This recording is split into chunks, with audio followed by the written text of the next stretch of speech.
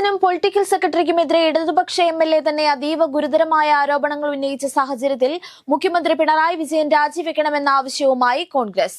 Mafia സംരക്ഷകനായി പ്രവർത്തിക്കുന്ന മുഖ്യമന്ത്രി രാജിവെക്കുക, മുഖ്യമന്ത്രിയുടെ ഓഫീസിലെ ക്രിമിനലുകളെ പുറത്താക്കുക എന്നീ ആവശ്യങ്ങൾ ഉന്നയിച്ചാണ് കോൺഗ്രസിന്റെ നേതൃത്വത്തിൽ എല്ലാ ജില്ലാ ആസ്ഥാനങ്ങളിലും പ്രതിഷേധം നടക്കുന്നത്. PV അൻവർ എംഎൽഎയുമായുള്ള ഫോൺ സംഭാഷണ വിവാദത്തിൽ പത്തനംതിട്ട SP S സുജിത് ദാസിന് സസ്പെൻഷൻ. SP സുജിത് ദാസിനെതിരെ നടപടിക്ക് ആഭ്യന്തര വകുപ്പ് ശുപാർശ നൽകിയിരുന്നു. സർവീസ് ചട്ടം ലംഘിച്ചതായാണ് അന്വേഷണ റിപ്പോർട്ട്. സേനയ്ക്ക് നാണക്കേടാണെന്ന DIG അജിത ബീഗത്തിന്റെ റിപ്പോർട്ട് DGP സർക്കാരിന് കൈമാറി. വിവാദത്തിന് പിന്നാലെ സുജിത് ദാസ് അവധിയിൽ പ്രവേശിച്ചിരുന്നു.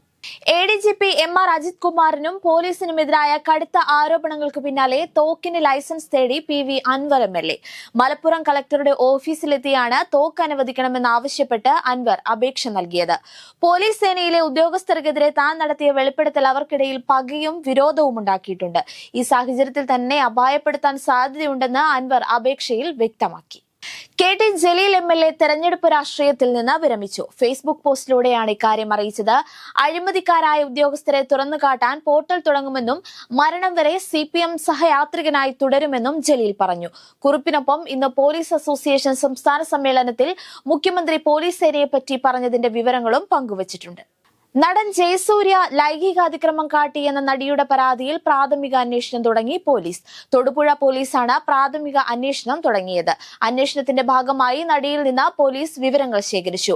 നടിയെ വിളിച്ചു വരുത്തി പോലീസ് തെളിവെടുപ്പ് നടത്തും. 2013 സിനിമാ ചിത്രീകരണത്തിനിടെയാണ് സംഭവം. പരാതിയിൽ കരമന പോലീസ് രജിസ്റ്റർ ചെയ്ത FIR തൊടുപുഴ പോലീസിന് കൈമാറുകയായിരുന്നു. ബലാത്സംഗ കേസ് പ്രതി സിദ്ദീഖ് ഹൈക്കോടതിയിൽ മുൻകൂർ ജാമ്യാപേക്ഷ നൽകി. യുവനടിയുടെ ആരോപണം അടിസ്ഥാനരഹിതമാണെന്നാണ് ഹർജിയിൽ ചൂണ്ടിക്കാട്ടുന്നത്. 5 വർഷം മുമ്പ് സോഷ്യൽ മീഡിയയിൽ ഉന്നയിച്ച ആരോപണമാണ് വീണ്ടും ഉന്നയിക്കുന്നത്. അന്ന് ബലാത്സംഗം ചെയ്തെന്ന് പറഞ്ഞിരുന്നില്ല. ബലാത്സംഗ പരാതി ഇപ്പോൾ മാത്രമാണ് ഉന്നയിക്കുന്നത്. പരാതി തന്നെ അപമാനിക്കാനാണെന്നും സിദ്ദീഖ് ഹൈക്കോടതിയിൽ നൽകുന്ന മുൻകൂർ ജാമ്യാപേക്ഷയിൽ വാദിക്കുന്നു. ലൈംഗിക പീഡന കേസിൽ മുൻകൂർ ജാമ്യ ഹർജി തീർപ്പാക്കും വരെ അറസ്റ്റ് തടയണമെന്നാണ് സിദ്ദീഖിന്റെ ആവശ്യം. തനിക്കെതിരെ ഉയർന്ന ലൈംഗിക അതിക്രമ കേസിൽ നടൻ സുധീഷ് പ്രതികരിച്ചു. ജൂനിയർ ആർട്ടിസ്റ്റായ നടിയുടെ ആരോപണത്തിൽ വിശദമായി മറുപടി പറയും. ചില കാര്യങ്ങൾ തുറന്നു പറയാനുണ്ട്. വൈകാതെ മാധ്യമങ്ങളെ കണ്ട് കാര്യങ്ങൾ അറിയിക്കുമെന്നും സുധീഷ് വിശദീകരിച്ചു. തെറ്റ് ചെയ്തിട്ടുണ്ടെങ്കിൽ ആരായാലും ശിക്ഷിക്കപ്പെടട്ടെ എന്നായിരുന്നു ഹേമ കമ്മിറ്റി റിപ്പോർട്ടിലെ ആരോപണങ്ങളെക്കുറിച്ചുള്ള സുധീഷിന്റെ പ്രതികരണം.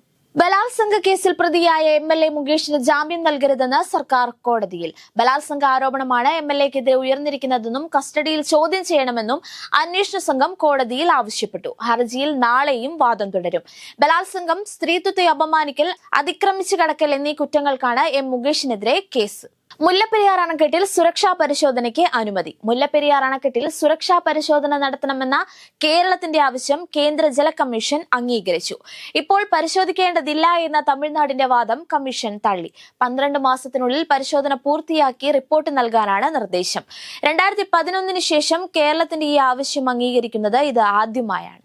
നെഹ്റു ട്രോഫി വള്ളംകളിയുടെ തീയതികളിൽ തീരുമാനമായില്ല. വള്ളംകളി ഈ മാസം 28-ന് നടത്തണമെന്നാവശ്യപ്പെട്ട് വള്ളംകളി സംരക്ഷണ സമിതി കലക്ടർക്ക് നിവേദനം നൽകി. NDBA സൊസൈറ്റി യോഗം വിളിച്ച് എത്രയും വേഗം തീരുമാനമെടുക്കുമെന്ന് കളക്ടർ വള്ളംകളി സംരക്ഷണ സമിതിക്ക് ഉറപ്പ് നൽകിയിട്ടുണ്ട്.